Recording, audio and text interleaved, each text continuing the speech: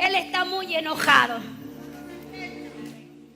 Pero algo aprendí, que el diablo no es enemigo de Dios, es enemigo de un ángel, porque él era ángel, pero no es enemigo de Dios. Es enemigo del ángel Gabriel, de los ángeles que obedecieron y obedecen a Dios. Pero delante de Dios, Él es rey, es soberano, es todopoderoso, hermano. ¿Cuántos reconocen que Dios sigue siendo Dios? Aleluya. Tome asiento. Me gusta cuando la iglesia predica juntos. Ay, qué bonito es sentir los nervios. Hace mucho tiempo que no sentía los nervios. Pero gracias al Señor me ha dejado vivir.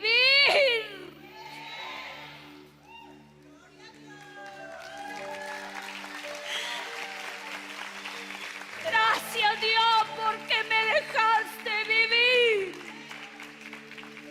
Y voy a hablar de ti, Señor.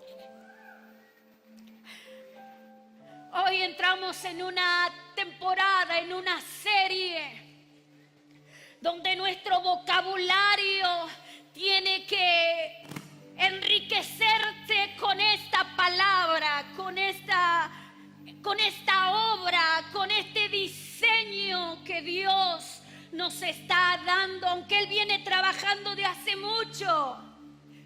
El Antiguo Testamento, hay cosas que Dios organizó, que Dios diagramó, que Dios pintó, que Dios controló, que Dios dio orden para solamente enseñarnos, y lo hemos visto. Todo eso que era un espejo en Cristo se convirtió y se hizo realidad. Pero una vez que se hizo realidad en Cristo, ahora nosotros tenemos que ser ese mismo reflejo de Jesús. Y quiero que usted introduzca en el mejor de los idiomas, aunque es una palabra hebrea, pero bendito idioma el español. El rumano, pastora, también.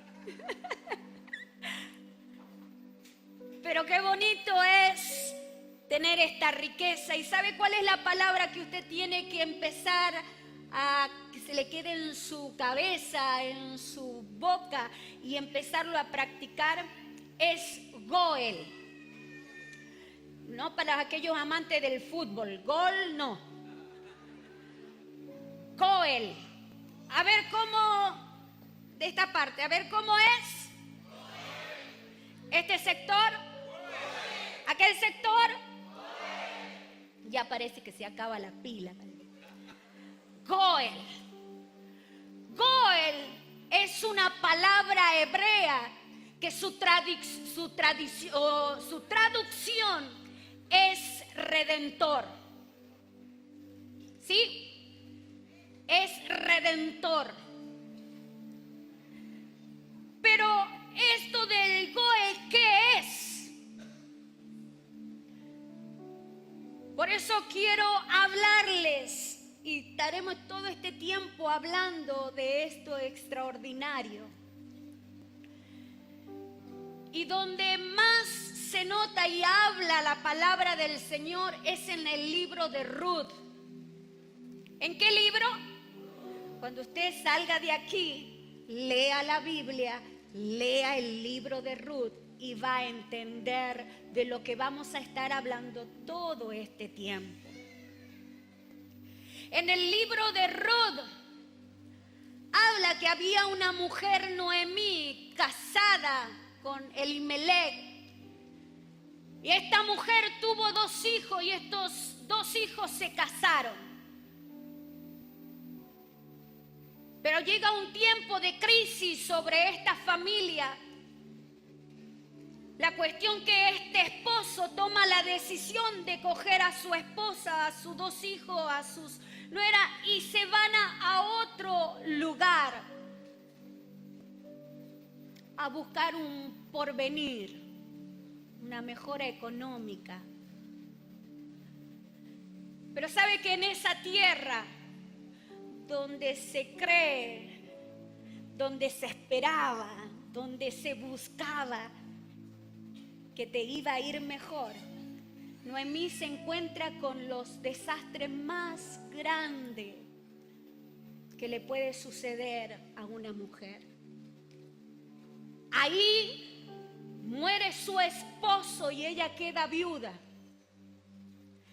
Una de las cosas más terribles que podía suceder en los tiempos bíblicos era que una mujer quede viuda, quedaba desamparada. Pero aún en esa desgracia todavía tenía ella una solución, una salida, un escape. Tenía sus 2 hijos. Ahí va el mensaje, no sé si egoísta o qué, pero lo digo como mamá. No hay que olvidarse de los padres. Tenemos que aprender a honrar. Honra a tu padre, honra a tu madre, para que todo te vaya. Estos hijos trataron de cubrir a su madre y cubrir a sus esposas. Pero al tiempo, en la familia de Noemí, mueren sus 2 hijos. A veces creemos que la vida cristiana, y aquí le habla a alguien que sostenía, pero he aprendido a romper todos mis esquemas y creer que siempre Dios es Dios a pesar de lo que vivamos o de lo que nosotros creemos tener una interpretación de Dios. Porque aún a veces en las interpretaciones limitamos el poder de Dios. Parecía que a los cristianos no nos tienen que suceder desgracias. Yo soy fiel, sirvo a Dios, diezmo, sirvo, voy, soy fiel, pero cuando la desgracia cae,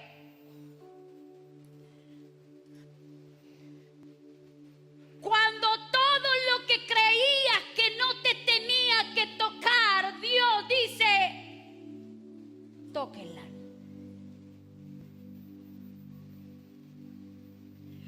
Una cosa, puedes arrancar todo lo que tiene, tocar todo lo que tiene, hasta su cuerpo toca, pero no toques su vida.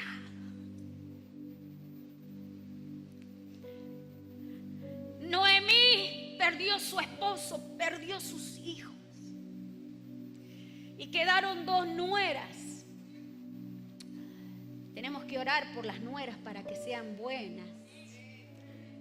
Y orar por los yernos también, ojo, Porque cuando llega el momento de que tus hijos eligen, ay, ese no me gusta, ese, ¿has orado? Yo siempre decía, yo quiero que mis yernos sean como mi esposo o mejor que él. Y Dios ha sido fiel en mi oración. Tengo unos yernos de rechupete, dijera la Argentina.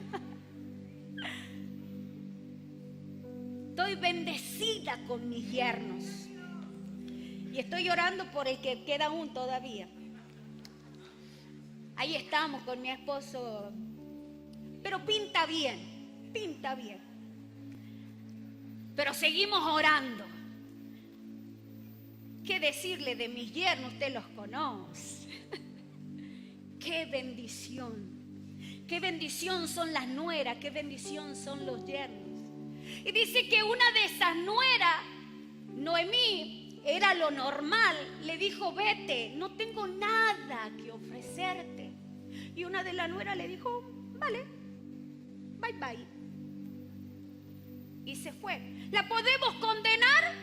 No, porque estaba bien.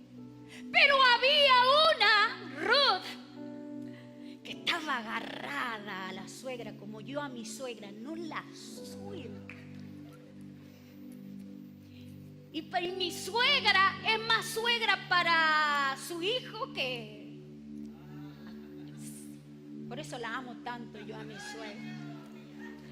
Y me acuerdo que cuando me casé, servíamos desde Argentina. Yo le hice una promesa a la pastora Luisa y le dije: pastora, tu Dios será mi Dios, tu pueblo será mi pueblo, y donde tú vayas yo iré contigo y no te dejaré.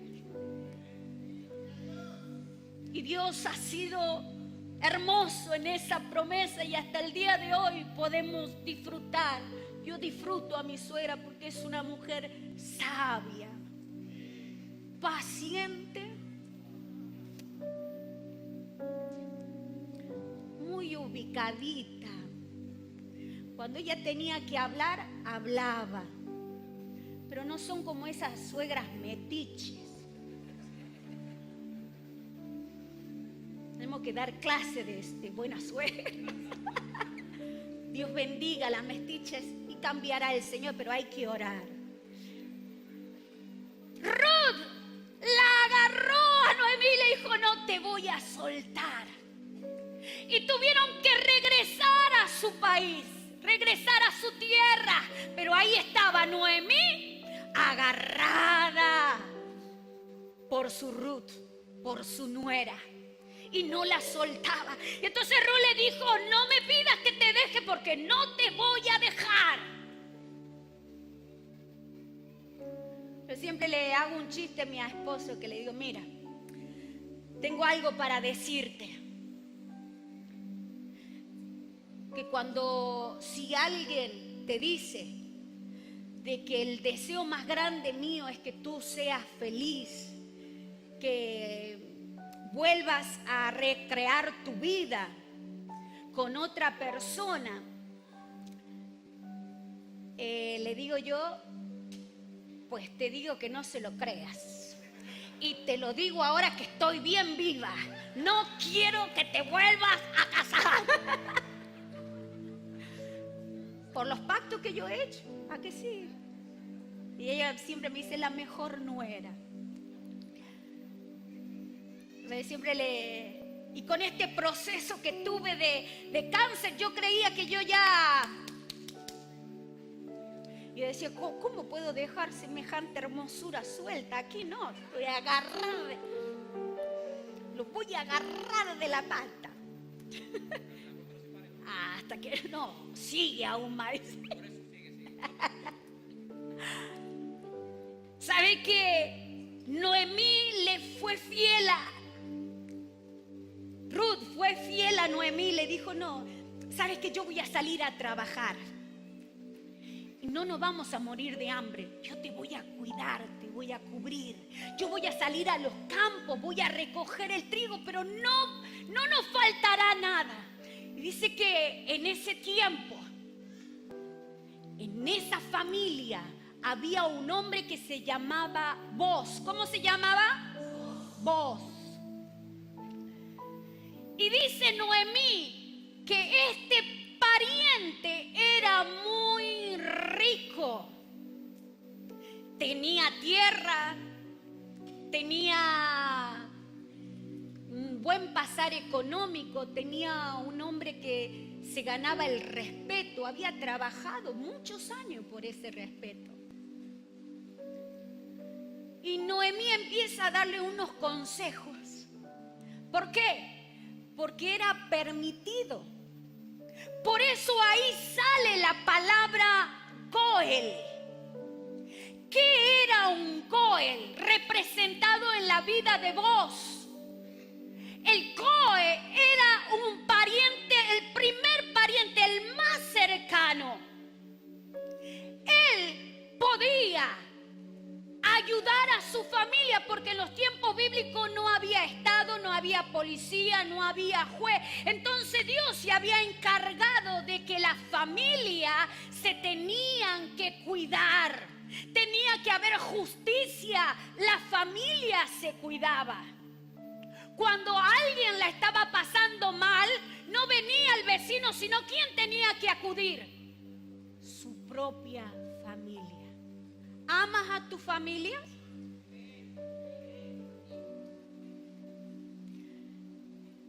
no podemos elegir en qué familia nacer, pero hay que amar la familia. Hay que trabajar por la familia. Hay que bendecirla a la familia. Hay que hablar con la familia. Hay que cuidarla a la familia.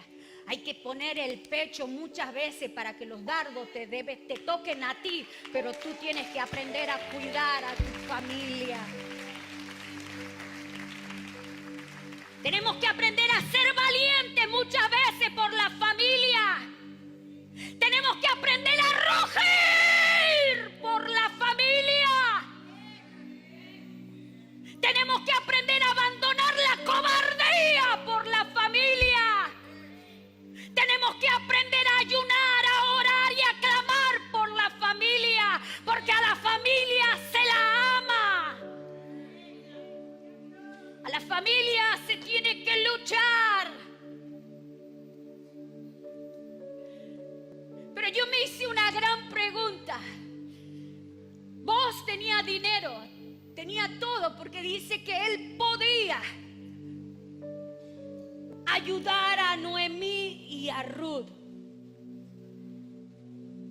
Un Goel, cuando a una familia había un asesinato, ese miembro podía ir y buscar justicia, no venganza, sino justicia, que se haga un juicio por aquel que asesinó a su pariente.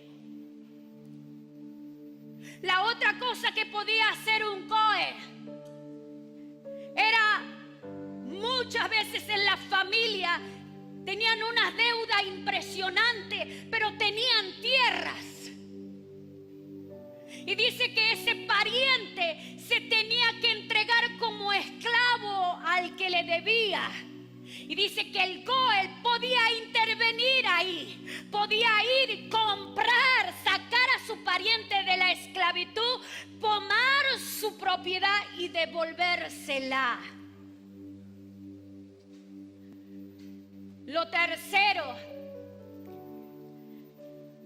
era comprar y ayudarle en las deudas que tenía ese pariente. Pagar el precio.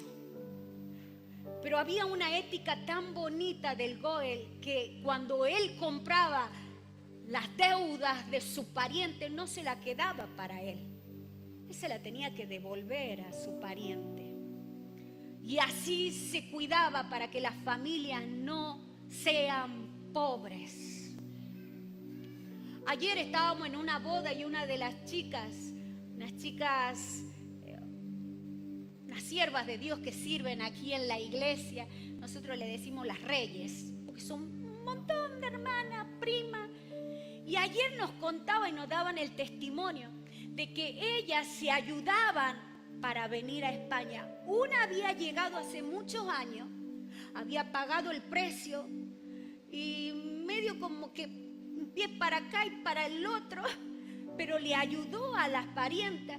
Y ayer cada una de las parientes delante de nosotros, ¿verdad, amor? Le agradecían a esta persona que le había pasado mal. El precio que tuvo que pagar fue muy alto. Pero ahora esas parientes que le ayudaron, que recibieron ese beneficio, ella les prestaba dinero y yo le dije, ¿y te lo devolvieron? Sí, pastora. Muy bueno, me saco el sombrero por mi familia. Gloria a Dios. Y ayer en una mesa podíamos escuchar el agradecimiento del medio de la parentela por las obras que se hacen.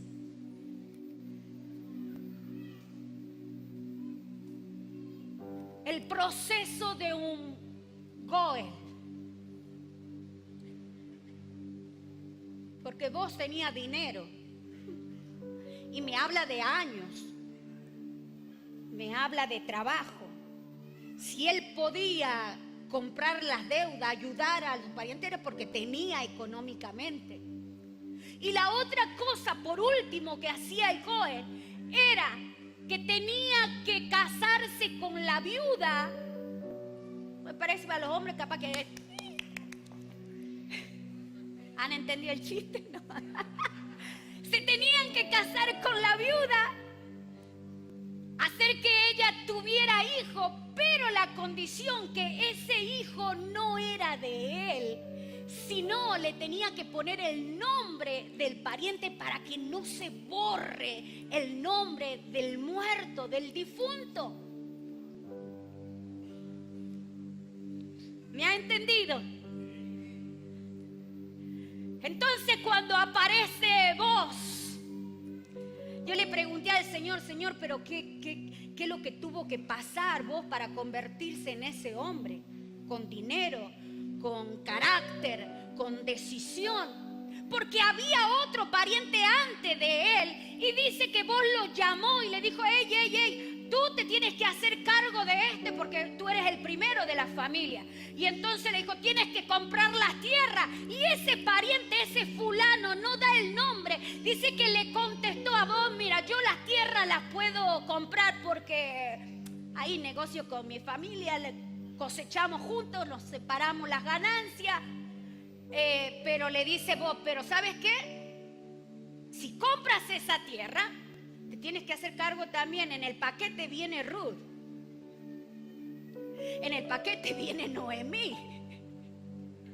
Y dice que este pariente, este fulano le dijo, no.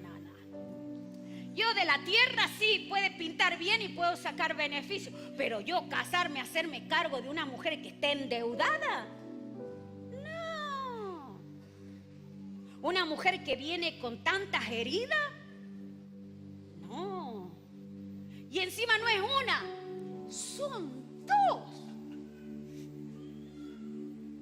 Pobre hombre, en qué marrones a veces se meten. Las decisiones que tienen que tomar. Y dice que Boaz habló con este pariente y el pariente le dijo, no, yo no me voy a hacer cargo. Entonces ahí sale Boaz y le dice, yo sí quiero.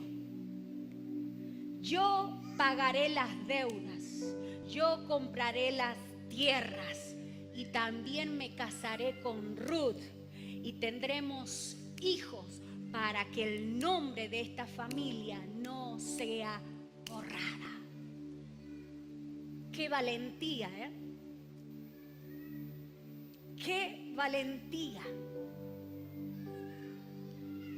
Todos queremos que Dios nos use, todos queremos caminar en nuestro propósito, todos queremos ser instrumento de bendición, de restauración, de cambio. Pero la Biblia nos revela un principio poderoso. Antes de que Dios te use como redentor, primero te forma como persona. Antes de usarte como redentor, te tiene que cambiar, te tiene que formar como persona. Y eso es lo que Dios había hecho con mucho tiempo con la vida de Boaz. Por eso tuvo la capacidad de responder como él respondió. Por eso a él le perseguían y tenía los frutos, la capacidad económica para actuar como un Goel. No es de arriba, hermano. La unción. Tú no tienes que envidiar la unción de nadie. Mi unción no te corresponde. Yo he pagado un precio para lo que Dios a mí me ha dado. Pero también entiendo que tu unción yo no la puedo tener porque tú pagaste tu propio precio por esa unción. En el libro de Ruth nos habla de este hombre. Y hay algo que yo entendí que Dios me daba y me dijo, ¿sabes cuál fue la preparación que yo hice con vos? Es que él sabía de qué casa era. ¿Tú sabes quién eres? ¿Sabes de dónde vienes? ¿De dónde fuiste rescatado?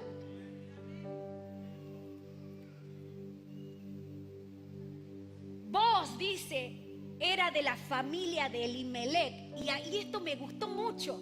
Secreto de la palabra. Elimelech tenía un hermano que se llamaba Salmón. Acuérdese del pescadito, este rico coloradito, salmón. Tenía un hermano que se llamaba Salmón. Ese hombre se había casado con la prostituta Rahab, ¿se acuerdan? ¿Escucharon, leyeron alguna vez de la historia de la prostituta de Rahab?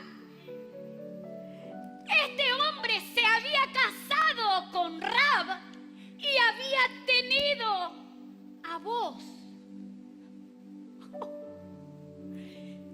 Y después dice que Dios no tiene el control de todo. ¡Ah, qué necedad, Dios mío! Porque el Hijo de Dios, el Salvador, tenía que venir por la línea de David. De ahí nace el papá de David. Y de la descendencia de David viene...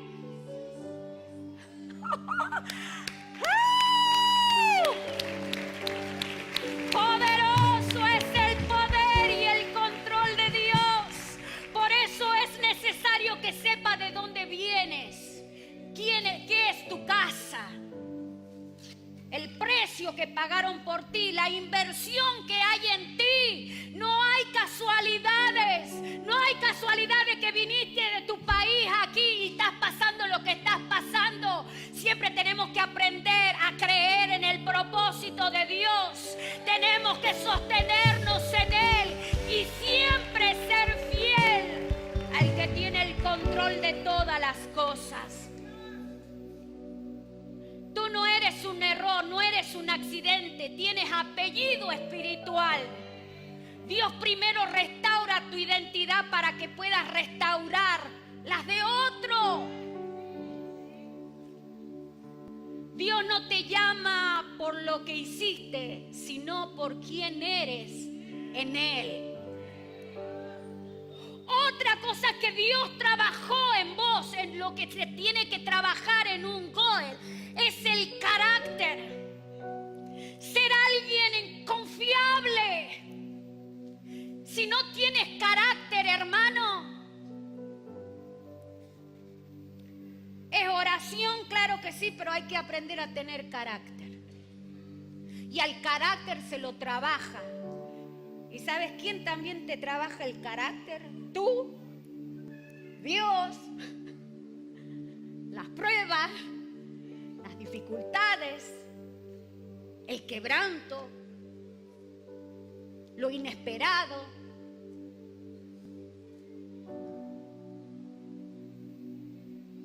El golpe, lo que yo sentí en mi vida y lo que sufrimos como familia fue un golpe tan fuerte que yo hasta el día de hoy, si usted me dice, está llenándose de sabiduría de lo que pasó, no, le estoy diciendo que todavía estoy ahí.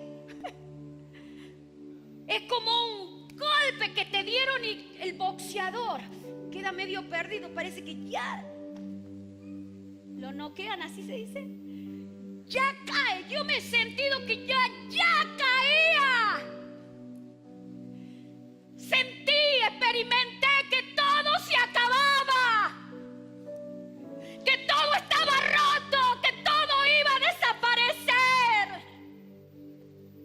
Y aun cuando sentía toda esa presión, me visitó un cáncer que me amenazó diciendo: aquí, si antes no creías, si antes no te caíste, ahora con esto te doy el golpe final. Pero bendita fue la iglesia que me ayudó en su clamor. Porque en una sala de un hospital, cuando yo le decía: Señor, ya no doy más, mi cuerpo ya no daba más, mi oído lo había perdido, mis riñones ya me estaban llevando de a poco, le dije: Señor, no doy más, llévame. Pero me vino una luz que me dijo: ¿sabes qué? Tú ahora puedes estar bajando los brazos. Pero el Espíritu me hizo clamar: Señor, si me preguntas a mí, yo ya no doy más, yo ya tiro la toalla. Pero sé que hay alguien que está orando, son tus hijos. Ellos creen que tú puedes hacer un milagro. No están creyendo en mi fuerza, están creyendo en tu poder. Y bendita oración, Dios la escuchó. Dios me sanó del cáncer, mi tumor desapareció milagrosamente. Aleluya. Dios trabaja con el carácter. Tuvo que hacerme fuerte. Tuvo que hacerme que yo creía que tenía fe, pero le digo que no, hermano. Y si tenía poquita, pero se me aumentó la fe. Me tuve, si antes clamaba, tal vez parece que no clamaba bien. Aprendí a clamar. Antes pensaba que amaba a todo, hasta que me di cuenta que sí, en mi corazón podía llegar a odiar a los que me hacían daño. Experimenté que sí se puede odiar a los que te hacen daño. Pero bendita obra del Espíritu Santo me dijo: voy a enseñarte a que vas a amar a los que te dañan. Vas a aprender a bendecir a los que te maldicen. Oh, Dios.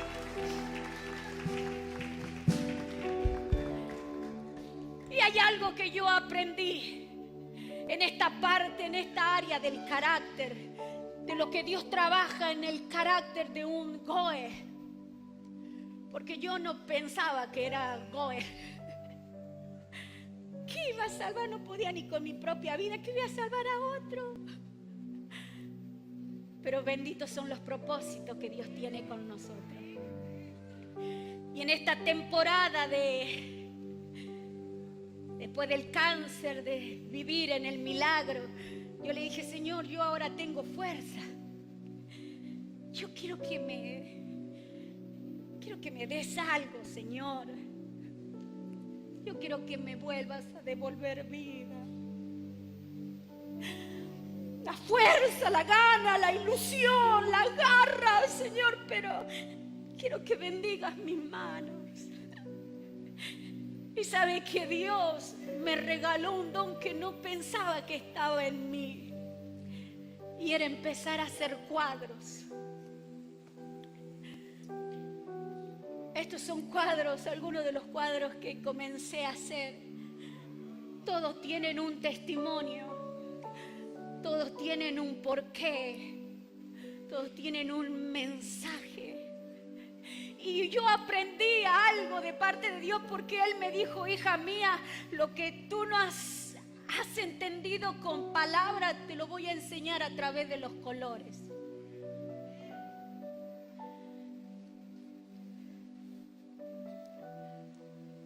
Te hablaré con colores, porque ya no podías oír con palabras.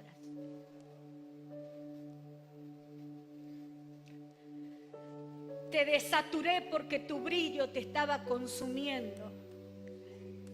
La exigencia te estaba endureciendo.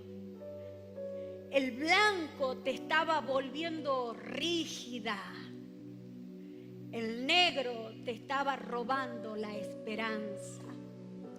Porque yo creía que Dios era un Dios del blanco y del negro. Tú haces bien las cosas, Dios te bendice. Tú haces mal las cosas, Dios te castiga. Y no había lugar en mí para la gracia.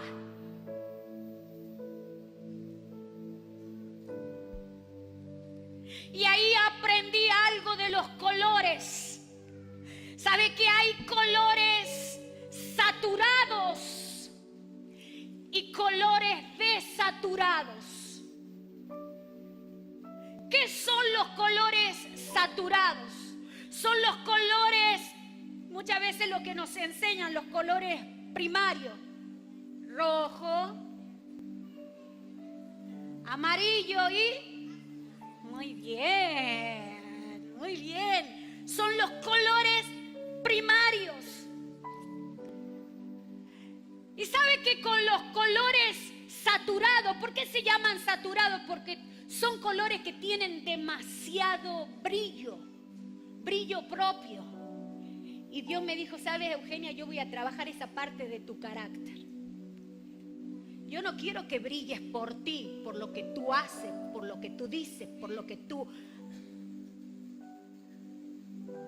¿Sabes qué? Quiero desaturarte. Quieres brillar, pero eso te está consumiendo, te está haciendo rígida.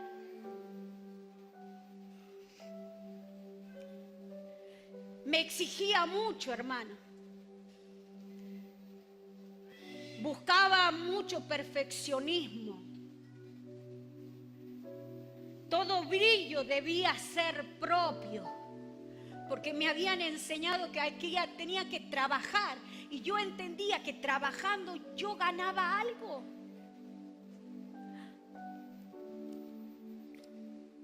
Tenía una autoexigencia espiritual muy fuerte. Era dura conmigo y dura con otros. Necesitaba estar siempre correcta. La saturación en arte cansa, quema, deslumbra y tapa las profundidades. Hay muchos pintores que hacen cuadros y utilizan muchísimo los colores saturados. Usted puede ver, y si alguna vez ha ido a ver una exposición de cuadros, y si hay la cantidad de cuadros con este color, usted sale así. Puede ver 2, 3, pero llega en un momento a la vista que agobia. Dios nos ama tanto que no nos quiere ver con tanto brillo, hermano, con tanta autoexigencia, con tanto perfeccionismo. Y Él va a empezar a trabajar para desaturarnos. Yo vivía exigiéndome tanto que no quedaba espacio para la gracia, hasta que llegó el colapso a mi vida. El destierro, el robo, la desilusión, la depresión, la brujería, los ataques, la crisis familiar, la traición, la tristeza, el llanto, la soledad, la enfermedad, la pérdida de posición, la pérdida de honra, la pérdida económica. Era vulnerabilidad total sobre mi vida. Ese fue mi quiebre. Dios empezó a trabajar conmigo para desaturarme. No porque Dios me destruyó, sino porque Dios me mezcló. Me quebró para suavizarme, para revelar mi color real, no el creado por mi esfuerzo. ¿Sabe que la naturaleza, hermano? Todos los colores que hay en la naturaleza, si usted ve a un árbol, ¿usted qué dice? ¿De qué color es? Verde. Pero no termina ahí, no es un solo verde. Son miles de colores que hay en la naturaleza. Así Dios pinta la naturaleza, no con colores saturados. Estos colores, ¿sabe dónde lo ve? Acá en la pantalla. Todo lo que es tecnología, usan estos colores. Cuando alguien está bien, mi esposo ve el partido de fútbol, hay un verde que no ese es el color verdadero del césped que hay en la cancha. Solamente que la tecnología, esos colores salen saturados, pero la naturaleza tiene colores desaturados. ¿Y sabe cómo también se llaman esos colores? Colores sucios, colores rotos, colores muertos.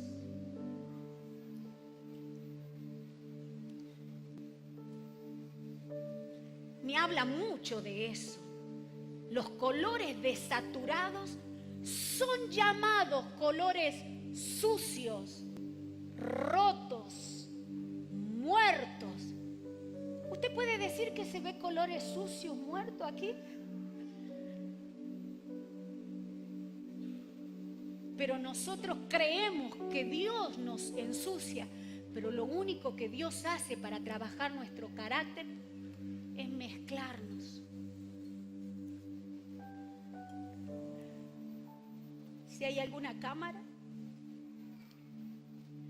Aquí traje mi paleta. Los colores saturados, lo que conocemos. Pero ¿sabe cómo se desatura? ¿Cómo se rompe un color? ¿Cómo se ensucia un color? Hay un círculo cromático. Mire qué tremendo que es.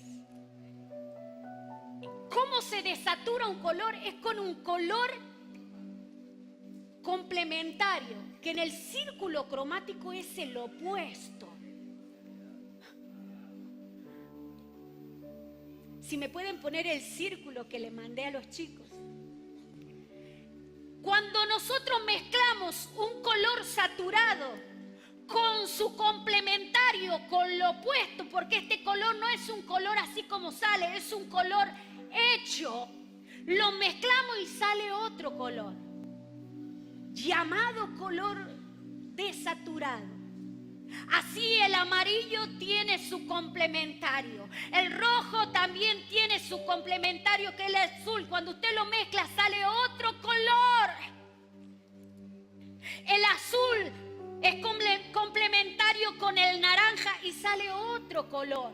Hasta lograr mezclar esos colores, hasta los grises se pueden crear. Y ahí aprendí. Cuando Dios me dijo, Eugenia, yo te quiero desaturar. Por eso tuviste que enfrentarte con lo que pensabas que nunca te iba a hacer daño. Te tuviste que enfrentar, confrontar con aquello que decías, no, es imposible que yo me enfrente a esto. Pero Dios me enseñó y me dijo, no, yo te voy a desaturar. En este cuadro que hice anoche me quedé hasta tarde. En este pedazo, hermano, hay miles de colores. Porque de los colores saturados se pueden hacer hasta 3 colores, pero de los desaturados se pueden hacer hasta 300 colores. Había otra parte que Dios me enseñó, es el uso del blanco y del negro. ¿Se acuerda que yo le dije que creía que Dios era blanco o negro? Esto o aquello. Tú te equivocas, Eugenia, ¿Usted ha creído muchas veces en eso? Que si usted se equivoca, Dios te...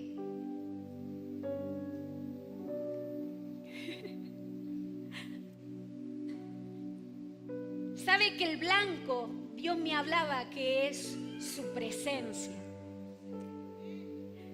Pero Él no es tan egoísta. Él quiere alcanzarnos con su luz, pero también Él quiere trabajar con nuestra desaturación. El negro era la religiosidad que yo tenía, la rigidez que yo tenía, porque creía en eso. Hagas algo malo y no hay otra solución. Y Dios me dijo, no, Eugenia, usa mi luz, pero yo quiero que tú también vayas adquiriendo de mi luz, pero este es un trabajo en conjunto. Es un trabajo donde yo voy a ir transformándote. Los colores desaturados tienen historia, tienen profundidad, tienen alma, tienen textura, tienen suavidad, tienen luz interior. Conecta con la realidad. Cuando nosotros somos personas y logramos tener colores desaturados en nuestra vida por causa del trabajo de Dios en las dificultades, somos más sensibles. ¿Sabe qué, hermano? Yo no soy la misma. Ya no pienso de la misma manera. No siento de la misma manera, no reacciono de la misma manera. ¿Habrá alguien que quiere ser transformado? Dios me mezcló con gracia, hermano. Dios me mezcló con dolor, con misericordia, con verdad, con humanidad. Dios me mezcló. El error doctrinal que yo cargaba era: si fallo, Dios me descarta. Pero ¿sabe qué es lo que aprendí? Que escuché a Dios diciéndome: si fallas, yo te redimo. Yo te redimo. Habrá alguien que siente culpa, se siente tan sucio. Míralo por el lado bueno. Dios nos está diciendo: yo te quiero desaturado, te quiero sucio para que conozca. Yo te voy a mezclar y verás que yo te voy a redimir. No te voy a dejar, no te voy a abandonar. ¿Qué tiene que ver esto, lo de los colores? Mire, aquí, en estos cuadros, usted lo ve tal vez con un solo color, pero aquí hay más de 50 colores, mezclas. ¿Cómo te estás viendo tú? Rígido. ¿Te ves con el legalismo encima? Eres legalista, no perdonas, no entiendes a otro, no tienes misericordia de otro. La ley nos exige mucho y la religión nos quiere llevar a ser perfectos. Pero el Señor dice que no, Él la puso por un propósito, pero no para que tengamos esa manera de vivir. El blanco, eres una persona que vives trabajando para ser perfecta en todo. El Señor dice: yo te voy a dar una cantidad de mi presencia, pero yo lo que quiero en ti es hacerte un color desaturado, un color de tierra, un color de sensible. Tu mente sea diferente para tratar a otros. Y esa es la conexión del Coel. Por eso Cristo tuvo misericordia con nosotros y podemos decir que Él es nuestro Redentor. Él fue mezclado con muchas cosas, pero salió apto delante de los ojos de Dios. Hoy yo te puedo decir que soy como este jarrón, rota, no soy perfecta. Pero el Coel visitó mi vida y pegó todas mis cosas quebradas. Y sabe que en Japón una obra de esta magnitud es mucho más cara que una obra sin rotura. Si Dios te está rompiendo, tienes un valor extraordinario. Si Dios te está desaturando, tienes un valor poderoso. Tenemos, y Dios nos está llamando a que seamos Goel de nuestra familia. Deja de criticar de ese pariente que está mal. Lo más hermoso que puede hacer un ser humano es tomar una silla, sentarte al lado del que está sufriendo, del que le está pasando mal y esperar hasta que sea restaurado. No abandones al que te falla. No lo dejes muerto. No lo dejes moribundo. Toma una silla y siéntate y espera hasta que seas sanado. Esta silla fue la que usó cuando decidió Boaz redimir a Ruth. Esta misma silla es la que Cristo se sentó por mí. Ahora Cristo me está diciendo: Eugenia, te tienes que sentar tú para poder redimir a otro, porque nadie puede ser quebrado y no ayudar. Tiene que ayudar a otro quebrado, tiene que socorrer a otro ahogado, tiene que aprender a estirar la mano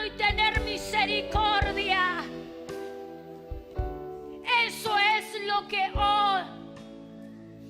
Dios quiere con la iglesia Fuente de Vida. Que nos podamos convertir en unos Goel.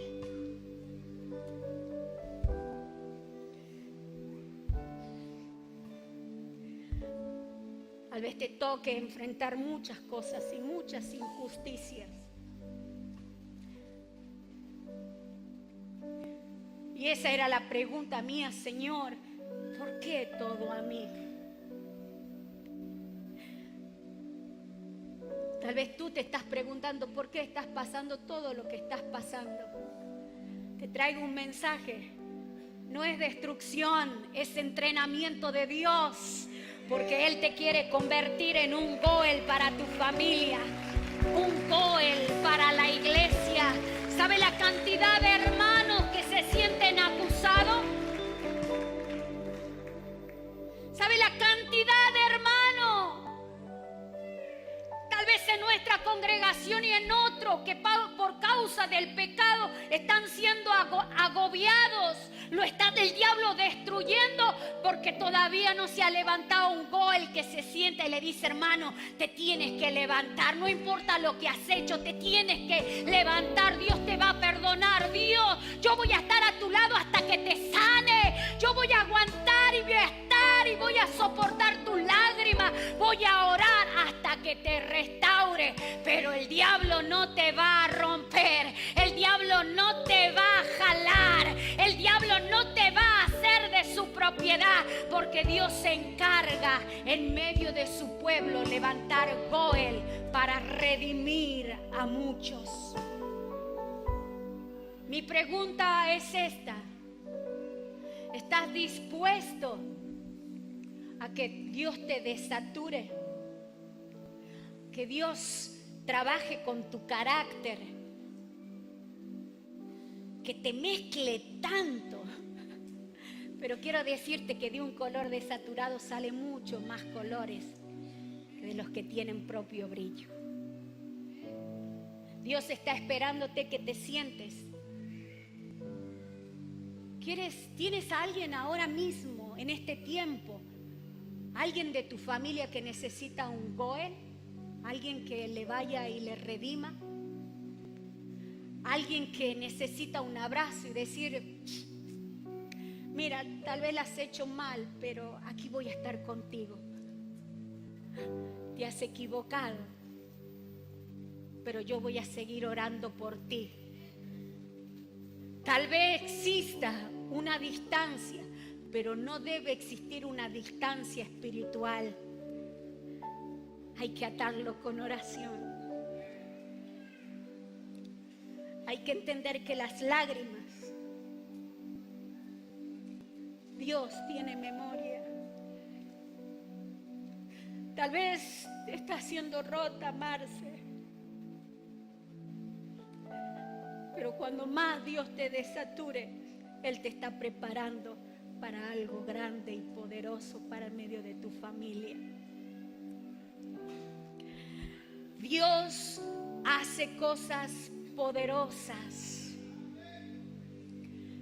¿Está dispuesto? ¿Alguien aquí quiere ser un Goel? Te invito a que te pongas de pie.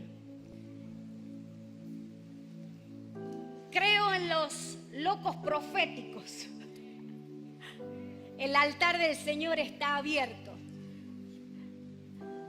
¿Te animas a coger tu silla y venir al altar del Señor y decirle: yo me voy a sentar ahora? Quiero ser un Goel para mi familia, quiero ser un Goel. ¿Creen las cosas proféticas? Tome su silla y venga aquí al altar del Señor. Sé que hay muchos que van a estar, así que péguese bien. Y en esa silla, siéntese y empiece a orar. Y dígale: Señor, yo voy a ser un Goel. Quiero tener la capacidad de pagar el precio. Vos tuvo el dinero, lo tuvo porque antes Dios trabajó en él. Pudo redimir a Ruth porque Dios ya había trabajado en él. Tú sabes que dentro de la congregación hay gente que ha caído y todavía no se ha levantado. Este es tu trabajo. Búscalo. Siéntate al lado y dile: no pasa nada. Quebranta mi corazón,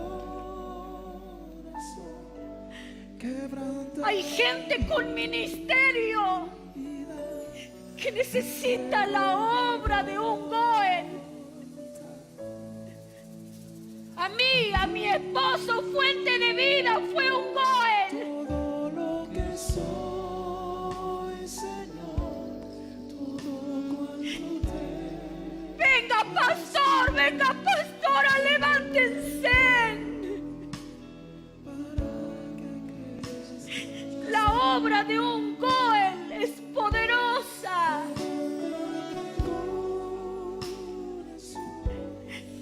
Tienes que ser un Goel para tu familia. Te has enterado de muchas cosas que no te han gustado, pero esto no depende si te gusta o no te gusta. Haz la obra del Goel. ¡Ora! ¡Habla de Cristo! No dejes que en tu hogar entre el rencor, los pleitos, las divisiones. Cristo se entregó y nos devolvió todo.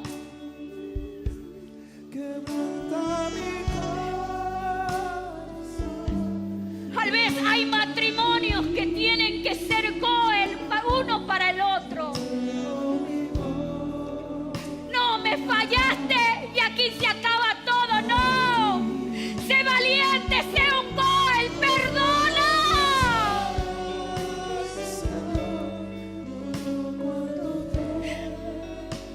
Agárralo de la mano y dile: no, no te voy a dejar. Me voy a sentar a tu lado hasta que Dios nos sane.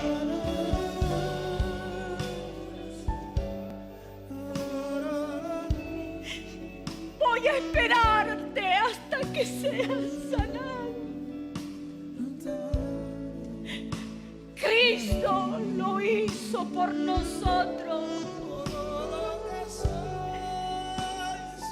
Él nos perdonó todos nuestros pecados. Él pagó el precio de nuestras deudas. Él compró todo lo que me fue arrebatado y me lo volvió a dar.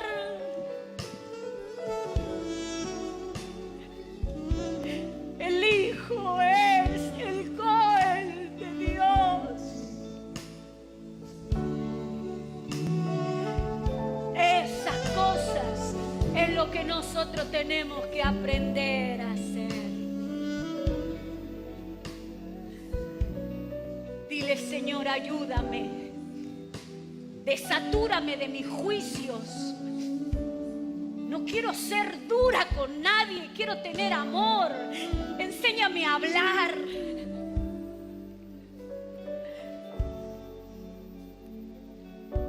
Dame la oportunidad de abrazar.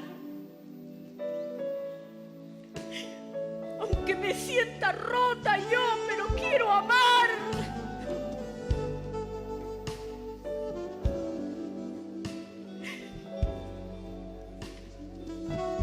Viene un tiempo de una obra preciosa. Una obra preciosa. Pide al Espíritu Santo que te desature. Rómpeme, mézclame. Mézclame tal vez con el dolor, pero me hará más sensible. Mézclame con la desilusión. Podré